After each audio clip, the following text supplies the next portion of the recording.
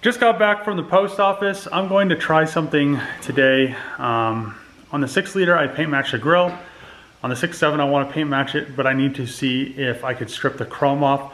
My friend told me that you could use oven cleaner to pretty much spray on any chemical chrome, and it just wipes right off. So I'm going to try that out. But before I do, the guy that won the lights, James Hansel, sent me a letter, and we're going to open it together. So this is actually pretty awesome. Thanks, James Hansel. I have been actually wanting to make stickers for quite a while. I just, I've been procrastinating, and he literally made me some stickers for the channel logo. So, I mean, I need to start making these bad boys. Let's see what he said about them, and see what he said about the lights. Hey Dave, thanks for the lights from your giveaway. I hope to install them soon. I have enclosed a few decals we made of your YouTube channel logo. Maybe you can use them somewhere. Also, if you get a chance, maybe you can check out our YouTube channel. It is Jimmy2Tech. Maybe even subscribe if you like it. Me and my son started the channel, and I hope to grow it. Thanks again for the mirror lights. Enjoy the decals. I am really going to enjoy these. I think I'm going to start, I need to make a website, and, these just kind of, these made my day. I'm actually pretty pumped to have these. Thanks a lot, man. I'm glad you're enjoying the lights, and I hope you get them installed on your truck. And I'm glad somebody that won them actually appreciates it. So thanks, man. Thanks for watching the channel. And now I'm going to try to strip this used broken grill. What I did with my 6 liter was I pretty much agonally peeled all this chrome off like this. So my friend said that you can use cooking cleaner. I have some somewhere. The question is where. So I have kind of a mess going on over here, but it's right here. So he said use the yellow stuff. This is BBQ cleaner, probably the same, maybe a little bit more intense because barbecues always get a little bit more dirty. He said pretty much just spray the stuff on, and then it wipes right off. So what I'm going to do is I'm going to spray this part of the chrome right here in this area, and I want to make sure that it gets all this and dissolves all this off. So we're just going to take some of this Easy Off BBQ cleaner, give her a nice thing. Hopefully it does the same that it does with those headlights and the and fittings, and it just pretty much eats it away. That would be awesome. I mean, I'd be really happy. So let's give her a nice coat. So the oven cleaner probably only works on headlights that have the thin layer chrome. This is the thicker stuff. So I peeled it more. It doesn't remove it, so that doesn't work. And I'm not exactly sure what I want to do. I need to design something so I can submit it to get it produced. And what that is a V-band flange for the FD, and it goes to the EFR. So I did order a flange. I thought it's almost all right, but the issue I don't like about it is it has like a little lip in there, but it's not enough for the self-centering. So I don't really want that to, be kind of loose like that, because then when you do the clamp, sometimes they come off, they are misaligned, and I'd rather have it aligned.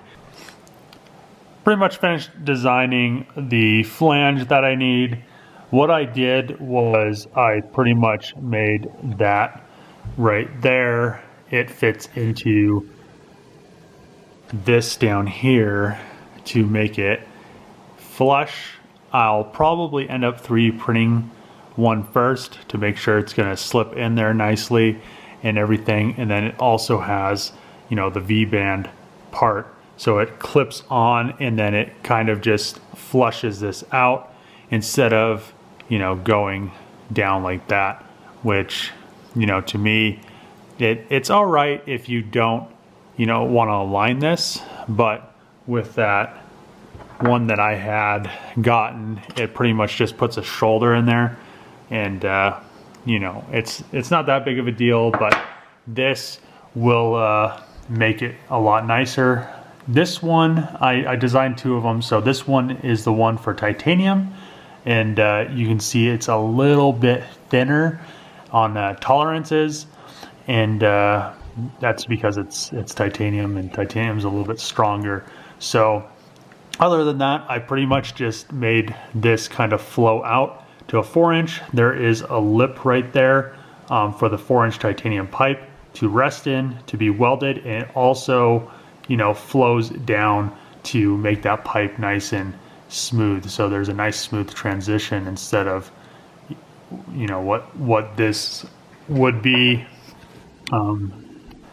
So I mean, that is a little bit better. I'm going to set it off, see what it's going to cost to get me one of those mini titanium, and first I'll 3D print it. But for this video, I just wanted to do a little design, and I mean, that's how it goes. You just kind of, I mean, that's how I kind of do it. I just pull stuff out of nowhere, and then it becomes, you know, it comes real parts in the real world. I'm going to be going over the junkyard to grab all the extra parts for the F-350 that were shipped that were either incorrect or damaged by the shipping company, and gonna saran wrap them. They sent me a return label, gonna ship them back. So I'm gonna drive over there now and go grab all that stuff to get shipped. Just leaving the junkyard, just shipped the stuff from Lasco Ford back to them, everything that I didn't need in that damaged stuff.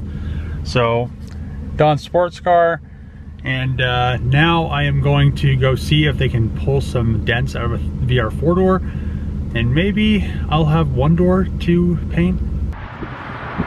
So I have the door over here, and gotta let the PDR guy look at it and see if he can get, there's a little dent right there on the actual seam, or the edge, whatever you want to call it. I'm kind of afraid of this little crack and that little crack because there may be filler, and there's also a little dent around here somewhere. I want him to check it out, and if he thinks he can get them out, I'll have him do those. One thing that this the 6.7 doesn't have in the rain is traction.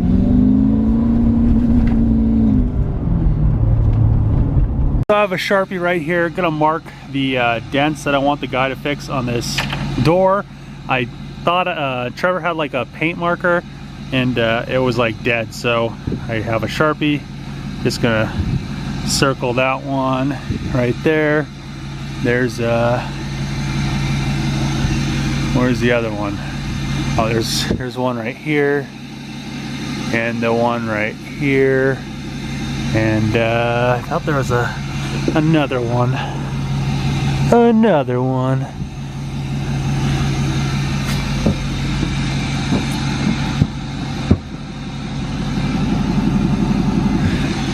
There's one right here. So now I'm going to take the door over and you know, have it PDR'd. I sanded this area, like I said before, just to make sure there wasn't any filler, because it had some cracks going on like that, and and there's another one there. So what it looks like happened was when I sanded those spots right there, it had a little bit of rust under there, so I think that it maybe got like chipped or cut or something, and that just formed rust, and then it just bubbled like that. So luckily this door doesn't have any, you know, major filler on it that I found yet. So once he PDRs these dents, I could sand it down and high build it, seal it, and then have one door, the driver door, finally painted. I need to run by the parts store and get a line for the truck. When I was pulling the axle, this line right here is a vent for the axle, and it goes up to the driver's side strut tower. The passenger side one I got, and it was okay. Clipped it onto the top of the shock. It clips in there as well on the piece of the frame. Then I just need to run the line from this nipple right here and then down to the nipple that is down here, right somewhere around here. You might not be able to see it. Let's go underneath.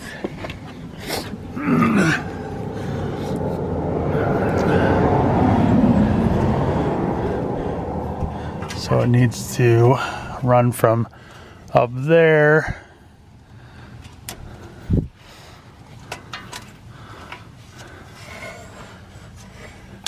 so it needs to run from right here to the nipple right there, and all I need to do is unhook it from the diff right there and run it over, which shouldn't be too difficult. Let's get that done. Shouldn't have any more worries with this line now that it goes to the top of the shock. Shouldn't have to worry about water getting sucked in the diff. And that's pretty much it for this for today. Pulled all the piping off the FD and getting it ready for the stuff to come, the parts that I designed to come. I'm pretty much gonna delete that crappy Grille elbow. I don't know why everybody loves those things so much. I'm gonna delete that and have my Pegasus clamp come over, and then I will have everything welded instead. I'm thinking about making some kind of intake that goes like that right there, and making kind of an air box to scoop from this hood scoop that is in the hood, make that actual functional scoop. And you can see there's no turbo over here, so the EFR will be on here. Before I put it on, I'll clean up all this oily stuff that happened. That all happened because that guy right there, I just kind of had to make a dash 10 thing, and I just welded on a dash 10 little bung to that crappy plate down there, and it leaked all over the place. So I'll degrease that and pressure wash it before I put the new manifold and turbo on there, and pretty much kind of do that with the whole engine bay. It kind of got a little grimy, and then the new turbo. I'm not exactly sure how I'm going to mount it. I was almost thinking about mounting it almost 45 degrees so the exhaust just goes straight down, and the intake will be right here. I ended up pulling the radiator as well as the intercooler and all the piping, just so I could, when I mock the new turbo up, I don't have all that stuff in the way, and it will make it a little bit easier. I can't believe how much room is in this thing with all that stuff out there, and I can almost like kneel in there, which that's a lot of room. I'm trying to decide how I want to do the radiator and intercooler on the FD.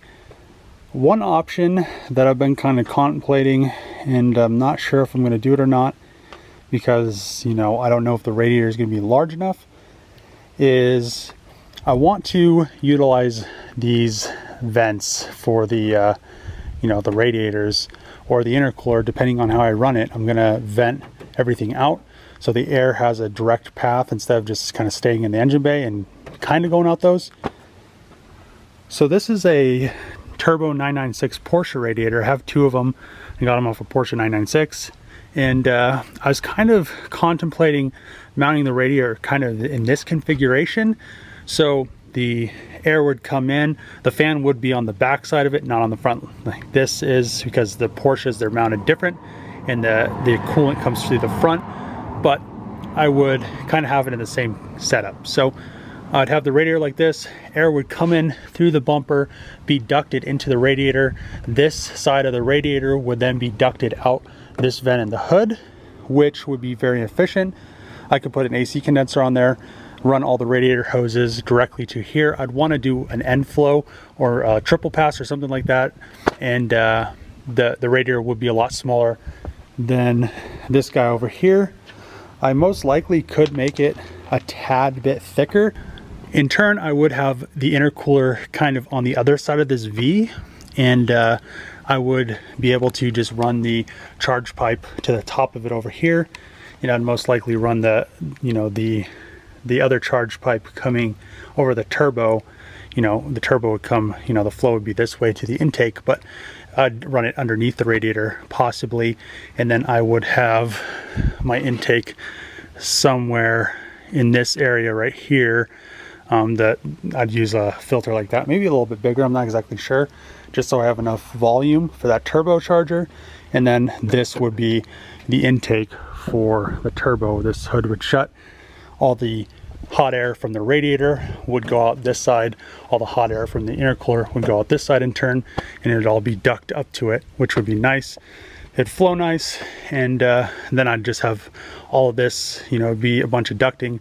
I'd want to pretty much have the radiator, you know, exactly centered with the car. So the intercooler, they both be pretty much the same exact size, which is kind of weird because I would, you know, kind of worrying, I guess, because FD's, the rotary engine does make a lot of heat, and it's hard to dissipate.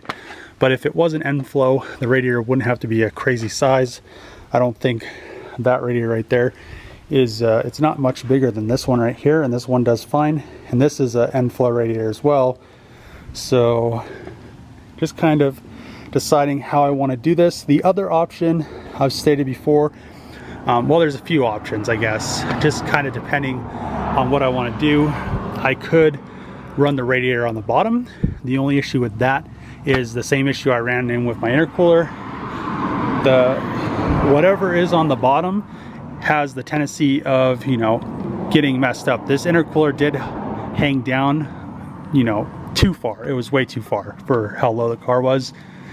And you can see that it suffered damage. I had to weld the tanks up, take some cores out. I think I took 4 cores out of this radiator, so it was quite a bit. It was like that much thicker. And you know, I haven't had any issues. You know, that thing cooled, you know, 380 horsepower on the dyno, which wasn't a big deal.